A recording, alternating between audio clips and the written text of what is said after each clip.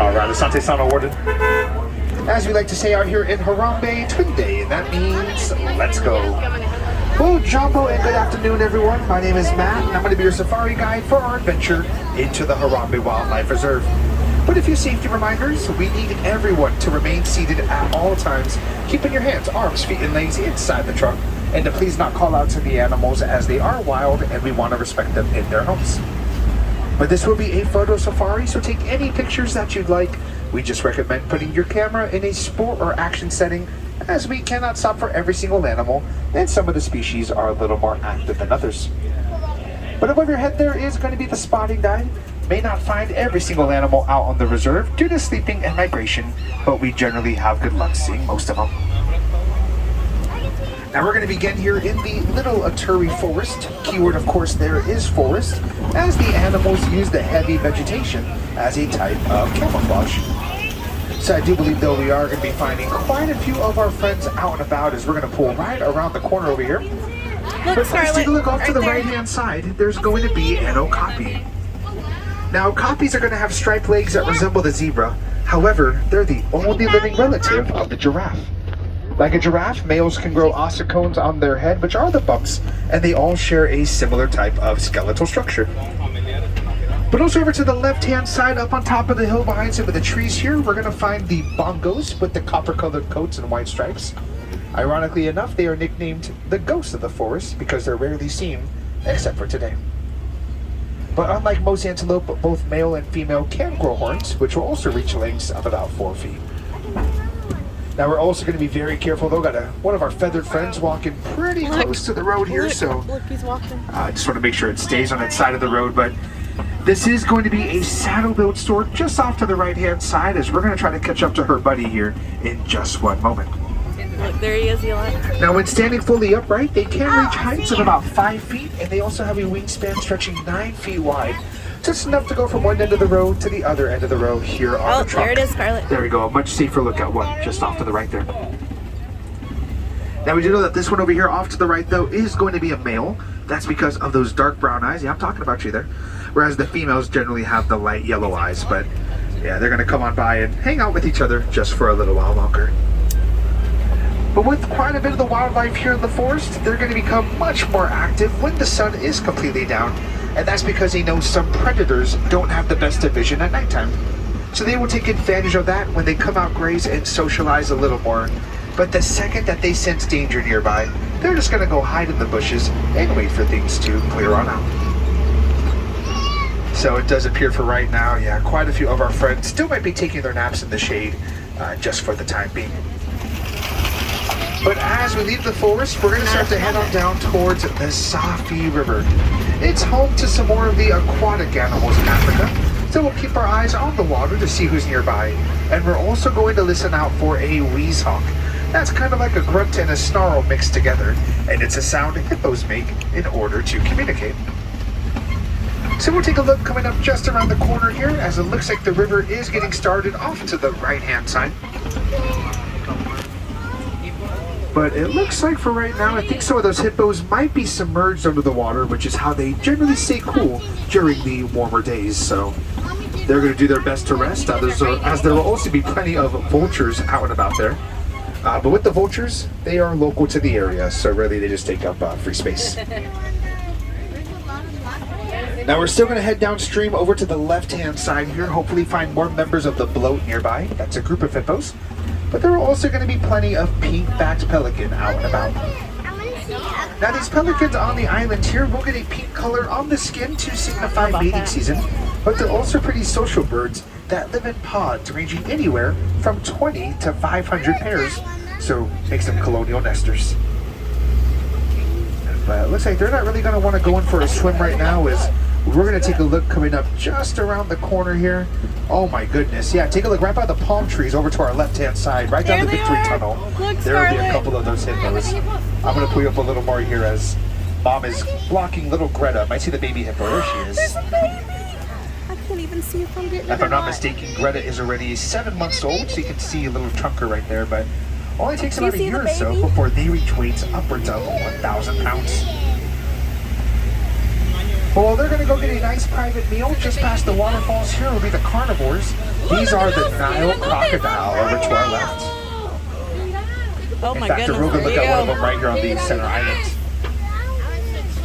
But with the Nile crocodile, they're going to be the largest of the species as they weigh about 500 pounds and can grow anywhere Oh wow. between 16 Look to at this 20 one, Scarlett. But oftentimes when it comes to crocodiles and alligators, they are confused with each other, and there's a very simple way to tell them apart. The alligators have more of the rounded snout, with their teeth generally sticking inside the mouth, while the crocodiles have the pointed snout and their teeth sticking on the outside of the mouth. But if you happen to make your way over towards Dino Land, right across from Restaurantosaurus, there's going to be the American crocodile. So not as big as the Nile, but you can still get a little closer to really see how large they actually are. But for us here, we're going to change ecosystems yet again. Got a lot of newer trees and bushes going on up. So I believe that means a lot of our newer friends will also be around these parts. But just off to the right here, we're going to get out past the baobab tree, also named the upside down tree. Wow, we may see cheetah. Now, we'll go leafless for 9 months out of the year, which is why it looks like that. But that massive trunk can also store 1,000 gallons of water inside just to keep it living. But with the baobab, it also means that we're going to head on down to one of my favorite parts of the reserve, and that's going to be the savannah. Now with the savannah, it'll play home to a couple million migratory animals every single year, and also act as their superhighway across Africa. So as you make your way down towards the savannah ground, it appears that quite a few of our friends are going to be just a little farther out towards the grasslands. Well, there's But we're also going to zebras. have a little group coming up over to our right-hand side, as this will be a dazzle. It's what you call a group of mountain zebra. Now, it's often asked whether they're black with white stripes or white with black stripes. Best way to tell is by looking at the nose and hooves, since it's part of the skin. So those zebras will be black with white stripes. So we got 2 right here. There's going to be 2 more in the center, and I think 1 coming up just a little farther ahead here. But it's not just about the hoof-stocked animals that call the savannah their home. I've also heard rumors of more predators nearby. So we're going to take a look just past some of the hedges over to our left-hand side, and sure enough, yeah, I mean, a small pack of African wild dogs starting to wake up here. So I'm going to put you right past the rock formation to get a better peek. Those are wild dogs. Now, even though they are technically part of the canine species, they're not related to our pets back home, as these guys here only have 4 toes, and the domesticated dogs have 5 toes. And go figure, as soon as we pull by, they walk away. But with that pack, I think they are going to get ready just to go take a quick nap before they go find some lunch just behind that rock wall there. As it looks like a zebra is definitely keeping their distance, eating away, while the sable antelope are also hiding in that back left corner. The sable antelope are chosen as the emblem for the reserve, and that's because of the sharp horns on their head, which are generally used as a deterrent for predators who jump on their back. So all it takes is 1 sharp poke, and then the predators leave them alone.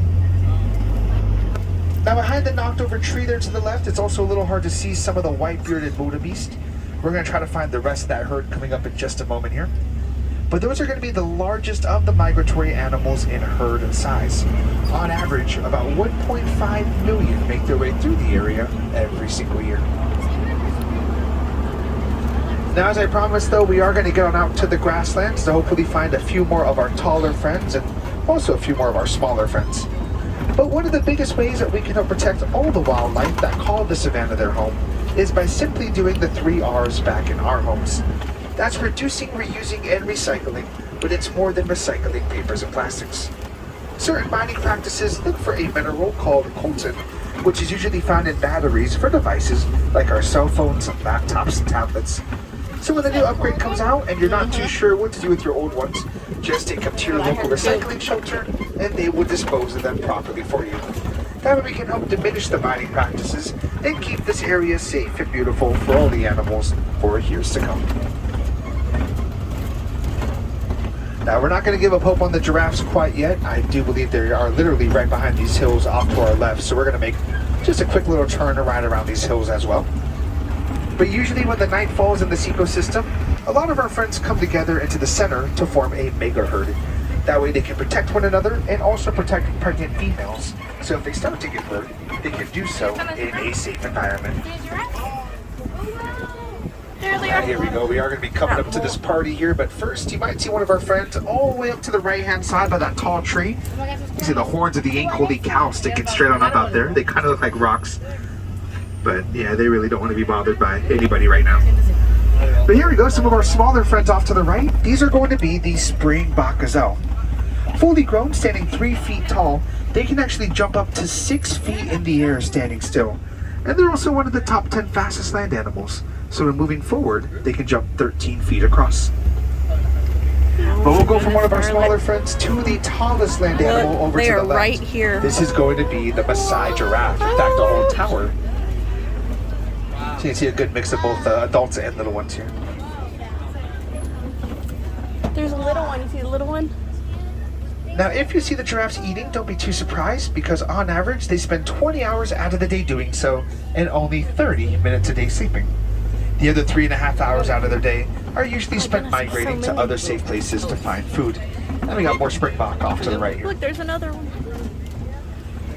So while everyone will still be out and about looking for their afternoon snacks here, it also looks like something much larger came to this area not too long ago, as there are going to be plenty of trees knocked over on both sides of the road. So we're going to try to get a good look at the culprit who may have knocked them down, but I've also heard rumors of monkey business nearby. Now with the African elephant, we are going to get blocked by the rock wall here in just a moment. Oh, look at the But here monkeys. we go over to the Monkeys, left-hand side. Scarlet. Also got the mandrills right at the base of the rocks. Right there by the rock, there's a We'll pull up baby. just a little more. There's little Ivy hanging out with her mom over here to the You left. see the baby? I want to see the animals. They're like, Now with the mandrills, they are going to be the largest of the monkeys, with the full-grown male weighing 100 pounds. And they were used as the model for Rafiki in the live-action Lion King. Oh, there's more. And then with there. that elephant off to the right-hand side, because it is by itself, good possibility it is going to be the male. Now male elephants are either kicked out of the herd, or they end up leaving the herd around the age of 15. That's because they become too aggressive with everyone else. Now once kicked out, they generally have one of two options. They can go learn to live by themselves, becoming solitary, kind of like the one that's hiding from us around the corner. But if they want to, they can also go form a small bachelor herd to live with.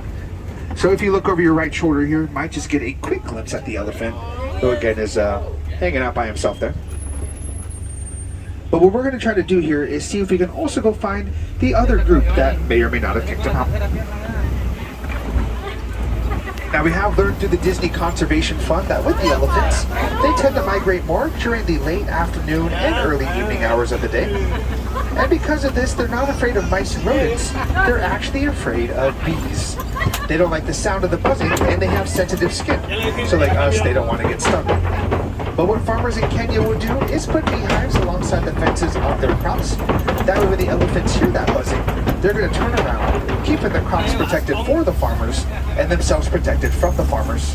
Plus at that point, the farmers also get to harvest honey, which they will sell for a profit.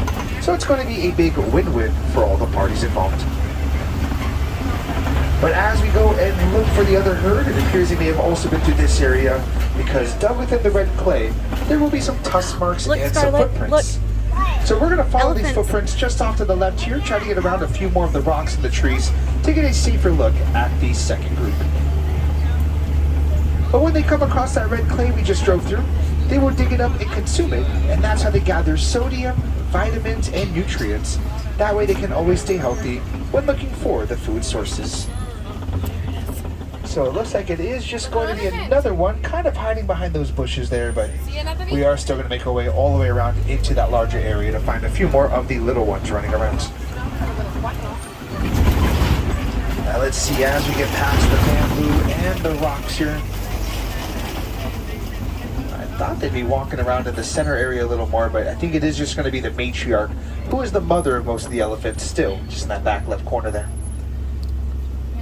Now it also looks like she's found a pretty good food source, which is going to be very beneficial to them, because to match the daily dietary needs of just one elephant, we would have to eat about 500 full-size Snickers bars in one sitting, to really show us how much they can consume in a full 24-hour day.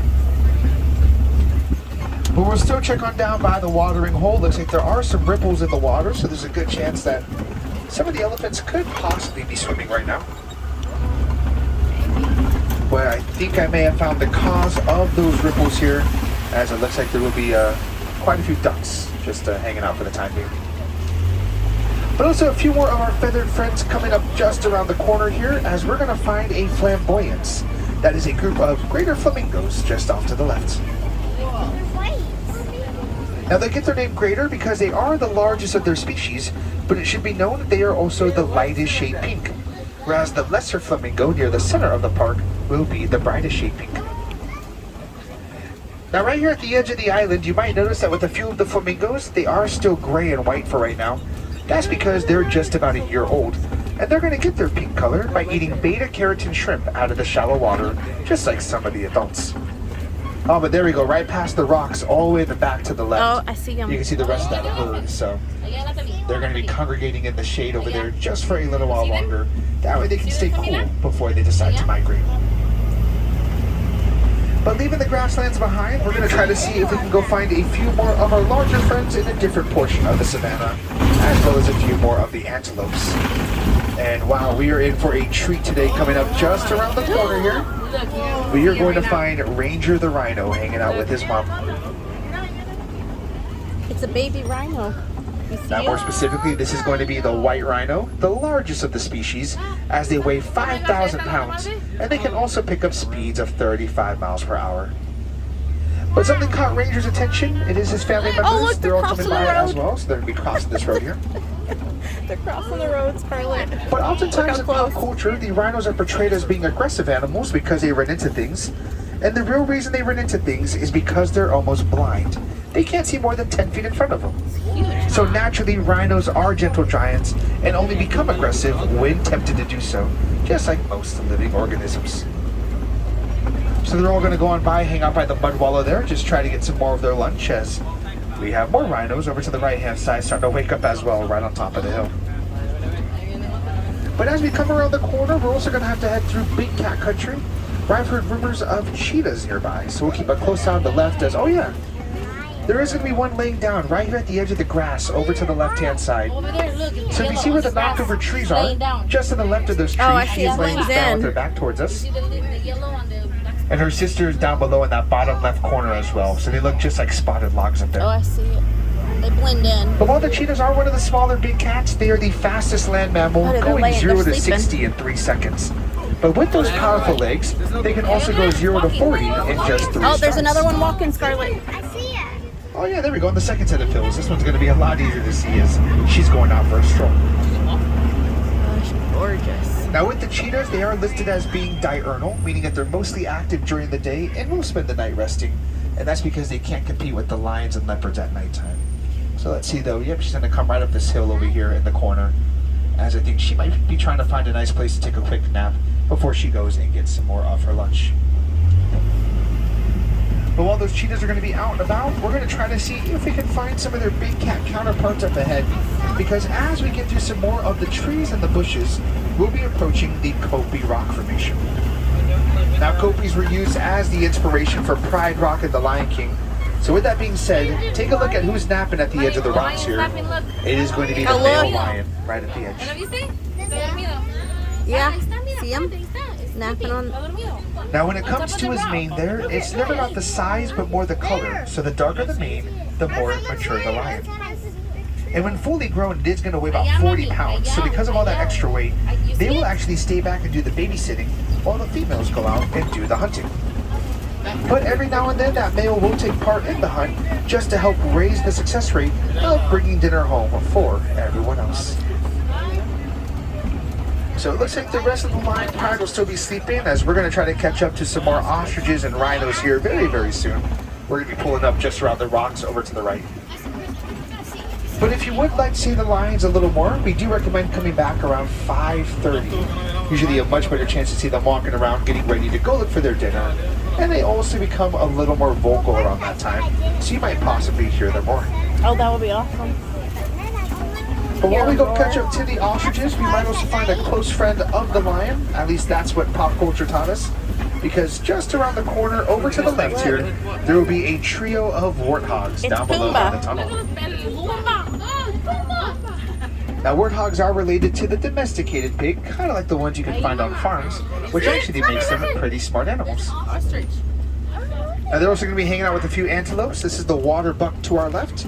They tend to live near large bodies of water, so the only time they move Look at those is when the water ostriches. source They're is deemed unsafe. huge. But we also have the bontebok who's going to go up and go follow the ostriches around the corner here, as we're going to see one taking a rest right by her nest of eggs. Oh, she's got a nest of eggs. So yeah, she is just keeping a close eye on the eggs right there. Oh man.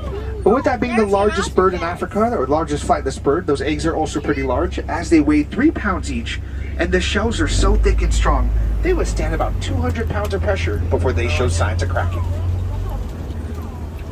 But we're still going to be very careful with the bontebok, who's now leading us down the road, as we got the ostrich getting ready to go meet up with her sister there.